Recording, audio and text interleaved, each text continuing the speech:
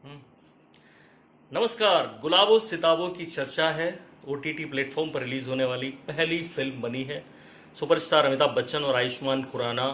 लोगों को लगेगा कि दोनों आए हैं तो एक गुलाबो है एक सिताबो है, कठपुतली के खेल की तरह, जबकि हकीकत में ऐसा है नहीं। गुलाबो कोई और है। वो है मूवी में जो अमिताभ बच्चन की बेगम का रोल कर रही हैं, बेगम फारूक। तो उनको आप देखेंगे, लेकिन फिल्म है क्या बेसिकली, इसको जानने के लिए, समझने के लिए आपको 1973 की वो फिल्म सौदागर याद करनी होगी। अमिताभ बच्चन एक ऐसे लालची गुड़ वाले का रोल करते हैं जो लालच में आकर एक अच्छी गुड़ बनाने वाली से शादी कर लेता है और फिर अपनी प्रेमिका को वापस पाता है तो उसको छोड़ देता है। लेकिन जब गुड़ के बिजनेस में फेल होता है तो फिर शर्मिंदा होकर उसी की एक तरह से शरण में जाता है, फिर वापस उसका बिजनेस उठता है। तो वो लालच, उस तरह का लालच अपने चेहरे पे दिखाना, लालची रोल करना किसी सुपरस्टार के लिए बड़ा मुश्किल काम होता। तो और अमिताभ बच्चन के लिए अब तो होने के लिए उनके पास कुछ नहीं है। ऐसे में उन्होंने इतने सुपर लालची का रोल किया है इस मूवी में, गुलाबो सिताबों में। फातिमा महल एक बड़ी सी हवेली है, उसकी मिर्जा है वो, जिसकी मालकिन है उनकी बेगम फारूक। कई फिल्मों में आपने देखा होगा, चेहरा पहचान रहे होंगे।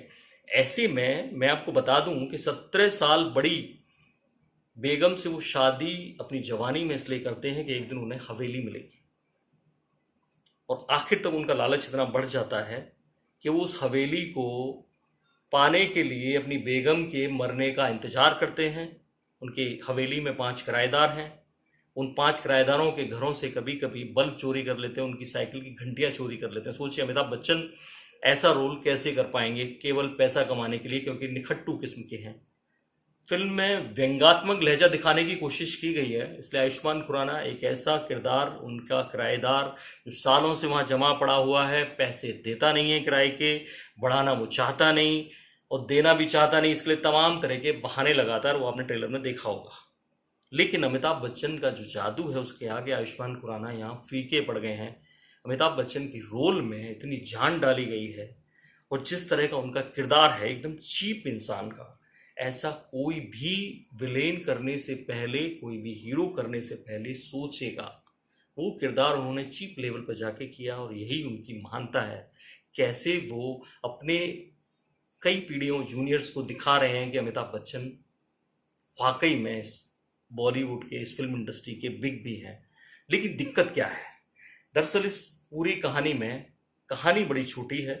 उस हवेली को वो पाना चाहते हैं और उसके पीछे कई लोग, जो फिल्मों में नॉर्मली दिखाया जाता है एक बिल्डर लगता है, किराएदार भी चाहते हैं कि इस हवेली से कैसे भी उन्हें हिस्सा मिल जाए। एक मिर्जा तो है ही, अपनी बीवी से चाहता है, इसके अलावा एक नेता भी चाहता है वो उन्हें मिल जाए, एक बिल्डर चाहता है वो हवेली उन्हें मिल जाए। और इसी चक्कर में कहानी में कुछ भी उतार चढ़ाव बड़ा पैदा नहीं होता। अमिताभ बच्चन के किरदार के इर्द गिर्द वो सिमट गई है मूवी कि उस कहानी में कैसे रोमांच पैदा किया जाए, वो रोमांच हो नहीं पाता। जूही चतुर्वेदी ने ये कहानी का प्लॉट लिखा, कहानी का स्क्रीन प्ले लिखा, डायलॉग्स लिखा, तीनों जिम्मेदारी अपने सर पे लेने से हुआ ये कि वो कहानी सिमट के रह गई। उस कहानी में रोमांच नहीं है, मजा नहीं आता। केवल अमिताभ बच्चन के लिए आपको मूवी देखनी है तो जरूर देखिए। आयुष्मान खुराना के फैंस निराश हो सकते हैं इस मूवी को देखकर। पुराने रोल्स उन्होंने एक तरह से रिपीट किए हैं। ब्रजेंद्र काला हैं, विजय राज हैं, सृष्टि श्रीवास्तव हैं। इन लोगों ने फिल्म में अच्छी एक्टिंग की है, लेकिन क्योंकि कहानी को ढंग से पेश नहीं किया गया, उतार चढ़ाव नहीं डाले गए उस तरह के, और अच्छे डायलॉग्स की कमी बेहद दिखती है। ऐसे में अमिताभ बच्चन के अपने कंधे पर इस मूवी को लाना वाकई में मुश्किल है। लेकिन जो अमिताभ बच्चन के रियल ट्रू फैंस हैं वो इस मूवी को छोड़े नहीं, ये हमारी सलाह है। सुजीत सरकार यहाँ पर अमिताभ बच्चन के जो ऑरा है उसमें बंध गए और उस मूवी के साथ न्याय नहीं कर पाए। लेकिन अमिताभ बच्चन ने सबको फेल कर दिया है। वाकई में वो लाजवाब से भी ऊपर सुपर लाजवाब है। हमारी तरफ से बतौर क्रिटिक इस मूवी को मिलती है 3 स्टार रेटिंग। बाकी बड़ी खबरों के लिए देखते रहिए इंडिया न्यूज, सब्सक्राइब करें इंडिया न्यूज। जय हिंद और इन खबर। थैंक यू, नमस्कार।